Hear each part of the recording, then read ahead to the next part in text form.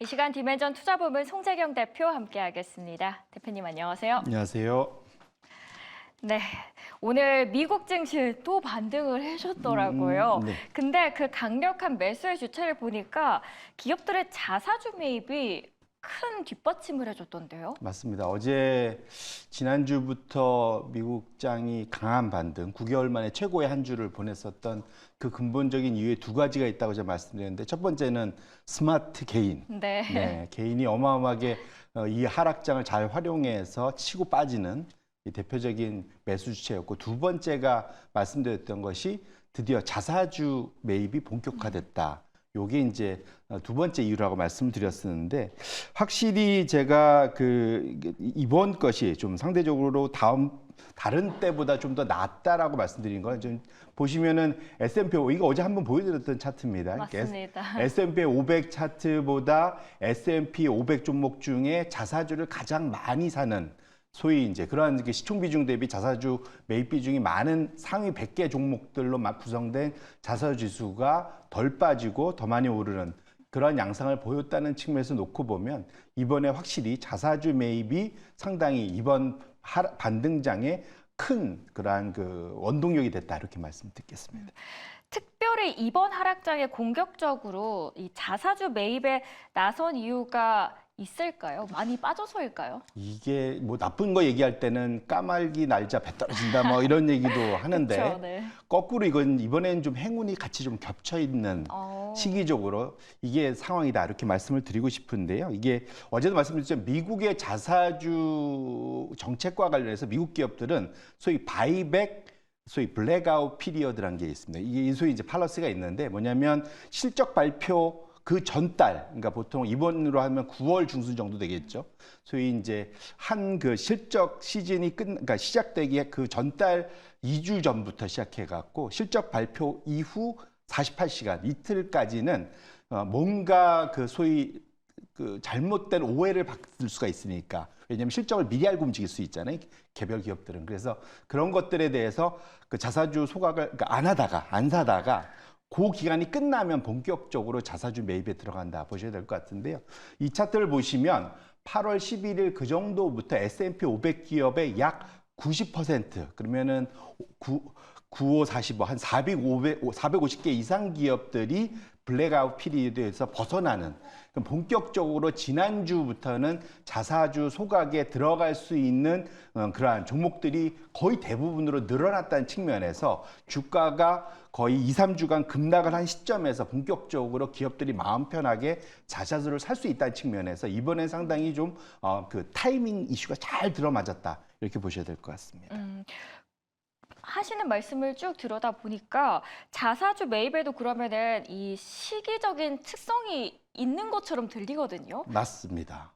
왜냐하면 실적 시즌에 맞춰서 왔다 갔다 하다 보니까 네. 그래. 그래서 보통 이제 계절성이라고 하잖아요. 시즈널리티라고 얘기하는데, 과거 평균적으로 놓고 보면은 이 시즈널리티가 분명 잘 보인다라는 걸 확인하실 수 있는데, 차트를 열어봐 주시면 이걸 갖고 잘 활용할 수도 있을 것 같아요. 어쨌든 지금 보시면 통상적으로 지금 차트가 열려 있잖아요. 지금 짙은 하늘색 선이 뭐냐면 과거 평균, 1년간 밑에 보시면 52주 그 기간이죠.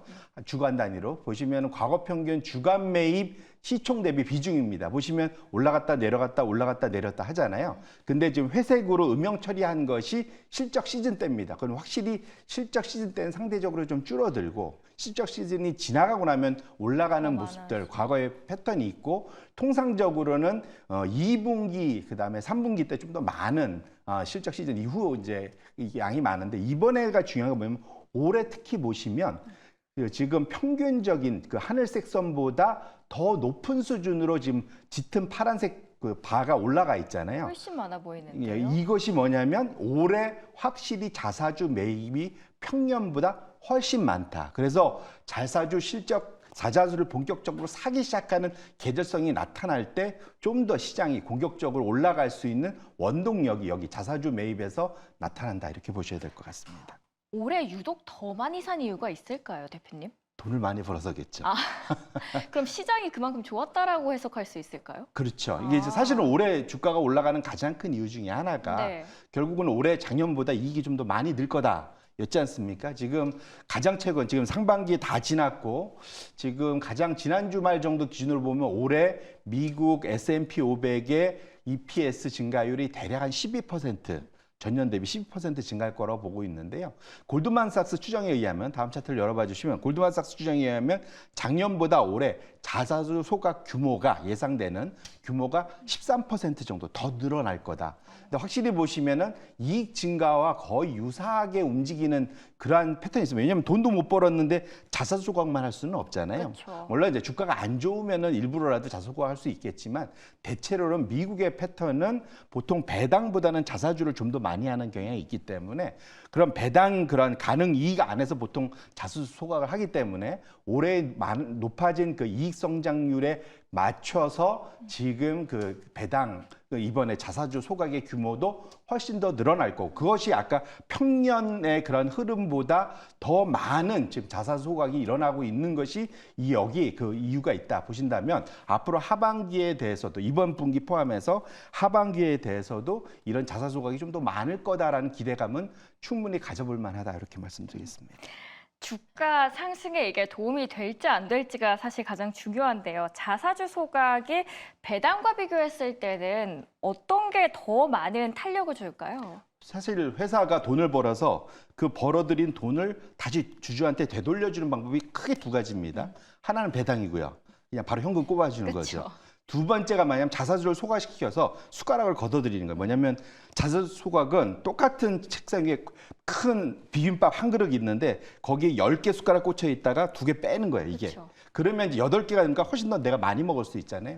이게 이제 자사주 소각이라고 보시면 좋은데 통상적으로는 배당으로만 주주 환원을 했던 기업들보다 배당과 자사주 소각을 섞어서 했던 기업들의 평균적인 연한상 총수율이 더 좋았다는 것이 저 지금 차트가 알려주는 겁니다. 보시면 그러니까 연두색 그 차트 그 막대 그래프가 배당만으로 주주 환원한 그 환산 수익률이고요. 우측에 짙은 파란색이 둘을 섞은 배당과 자사주를 동시에 했던 기업들의 평균적인 수익률이 배당만 한 기업보다 훨씬 높은 걸 확인하실 수 있습니다. 결론적으로 이번에 자사주 소각이 많이 일어나는 것 자체가 적어도 지금 미국 시장이 급반등을 하는데 가장 큰 원동력이 되고 있는 것이 여기에 있다 이렇게 보셔야 될 것 같습니다. 저희가 급반등해 줄 수 있었던 요인에 대해서 이야기를 했습니다. 그러면은 급락장을 그동안 주도했던 요인도 궁금해지는데요. 퀀트펀드, 통상 기계라고 불리는 이 매매 주체들이 이번 급락장을 주도했다라는 이야기들이 나오더라고요. 맞습니다. 이게 병 주고 약 주고 하고 있는 그런 건데요. 네. 퀀트는 이게 소위 말하는 감정이 없습니다. 사람들은 열받으면 빠질 때 더 살 수도 있고 뭐 이렇게 되는데 기계라고 표현되는 이 퀀트는 미리 정해진 약속으로 정해진 방식에 의해서 특정 매매 신호가 나오면 거기에 맞춰서 주식을 사든 팔든 하는 거. 이것이 이제 퀀트 펀드라고 보실 수 있는데요. 대표적으로 크게 두 가지가 있습니다. 제가 이제 오늘 말씀드린 게 변동성 통제 펀드라는 게 있고요. 그러니까 볼러틸리티 컨트롤 펀드라는 게 있고 두 번째로는 CTA라고 했습니다. 이게 커머디티 트레이딩 어드바이저리라고 하는데 이 헤지 펀드들이 많이 쫓아가는 그런 대표적인 이 두 가지가 이번 시장 급락을 나타냈던 주 범들이다 이렇게 보셔야 될 것 같습니다. 앞서서 그런데 이젠 퀀트펀드가 시장에 본격적인 매수 주체로 나설 수 있다라는 전문가들의 시선도 있습니다. 여기에 대해서 대표님은 어떻게 생각하시는지요? 맞습니다. 이게 가장 좋은 건 많이 팔아서 지금 조금 여유가 생긴 거예요. 그게 첫 번째 이유다 보셔야 될 것 같은데요. 대표적으로 아까 말씀드린 두 가지 중에 첫 번째, 변동성 통제 펀드. 전 세계적으로 우리나라 돈으로 한 480조 원 규모 정도 됩니다. 운영하는 규모가. 여기 이제 레버리지가 있으면 훨씬 더 크게 움직이겠죠. 근데 어쨌거나 이 변동성 통제 펀드가 아까 열렸던 차트를 열어봐 주시면 가장 최근에 높았던 수준이 주식 비중을 거의 110% 들고 있었어요. 레버리지 썼다는 얘기죠. 110%를 들고 있다가 이것이 한 달 사이에 급락을 해서 지금 보시면 50%까지 엄청 줄었다는 거예요. 물론 이게 더 내려갈 수도 있겠지만 적어도 이 정도로 단기에 급락을 하고 나면 이 변동성이 현재 좀 많이 낮아져 있잖아요. 그러면 저 펀드는 다시 주식을 서서히 사들이를 측면에서 놓고 보면 시간은 걸리겠지만 이제는 다시 매수 주체로 본격적으로 나설 수 있다는 측면에서 저렇게 많이 빠진 좀 몸이 가벼워진 상황은 상당히 수급 입장에서는 긍정적이다 이렇게 보셔야 될 것 같습니다. 앞서서 언급해 주셨던 이제 이야기 중에 대표적인 퀀트 펀드 CTA가 있었습니다. CTA 좀 생소하거든요. 이게 무엇인지 설명이 필요할 것 같고요. 이것도 주식 비중 축소가 꽤 컸어요. 이건 더 심했습니다. 네. 이게 이제 뭐 CTA라는 건 뭐냐면 되게 어려워요. 뭐 커머디티, 트레이딩, 어드바이저리 이렇게 하는데 우리가 보통 미국의 선물 시장, 옵션 시장, 외환 시장, 수합 시장, 우리가 일반 투자자들은 접근하기 어려운 분야죠. 어마어마하게 샀다 팔았다를 심하게 하는 그런 시장이라고 보시면 좋을 것 같고 여기에 기반해서 추세를 추종하는 겁니다. 많이 빨리 올라가고 있는 것들을 무조건 빨리 쫓아가서 더 많이 빨리 먹겠다. 이런 기본적인 전략을 갖고 있는 펀드라고 보시면 좋고 이거는 아까 봤던 변동성 통제 펀드보다 좀 더 많습니다. 거의 우리나라 돈으로 500조 원 가까운 이제 AUM을 갖고 있는데 이것을 확실히 변동성이 심하다 보니까 많을 때는 거의 주식 비중이 거의 200%까지도 가요. 그러다가 최근 들어서 가장 한 달 전에는 150% 정도 갔는데 차트를 열어보시면 150%에서 한 달 사이에 얼마큼 빠졌냐면 30%까지 빠졌어요. 이게 어마어마하게 좀 많이 내려왔다는 거죠.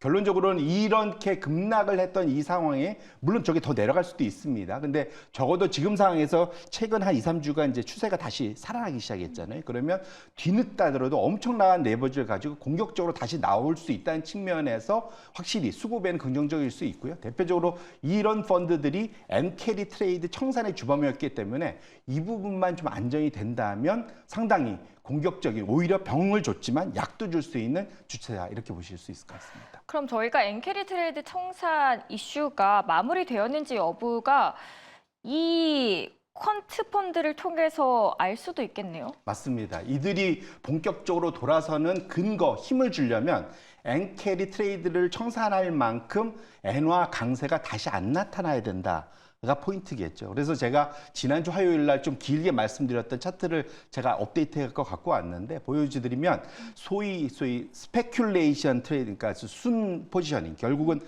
투기 거래의 순 포지셔닝이 이전에는 N 약세에 배팅하는 엔화 숏 포지셔닝이 많았다면 이것이 이제 하늘색 선 밑으로 내려오는 거죠. 이것이 지난주에 드디어 지금 보이실지 모르겠는데 빼꼼하게 위로 플러스권으로 돌아섰습니다. 이제는 롱 포지션으로 지금 엔화 강세에 배팅하는 시장이 전반적으로 좀 돌아섰다라는 얘기고요.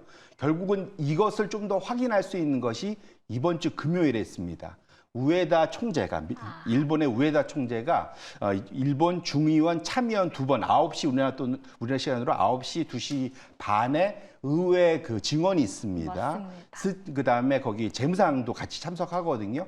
그분들이 뭘 얘기하는지 결국은 일본의 정치권이 어떤 엔화에 대해서 어떤 생각을 갖고 있는지가 그때 많이 드러날 게 있기 때문에 꼭 주의해서 챙겨보실 그러한 포인트다 이렇게 말씀드립니다. 저희가 잭슨홀 미팅 그리고 엔비디아 실적 이야기만 나와서 이 두 개만 있는 거 아니야 생각하실 수 있는데 금요일에 BOJ까지 함께 참고를 하시는 게 중요할 것 같습니다. 지금까지 디멘전 투자부문 송재경 대표와 함께했습니다. 오늘도 좋은 말씀 고맙습니다. 고맙습니다.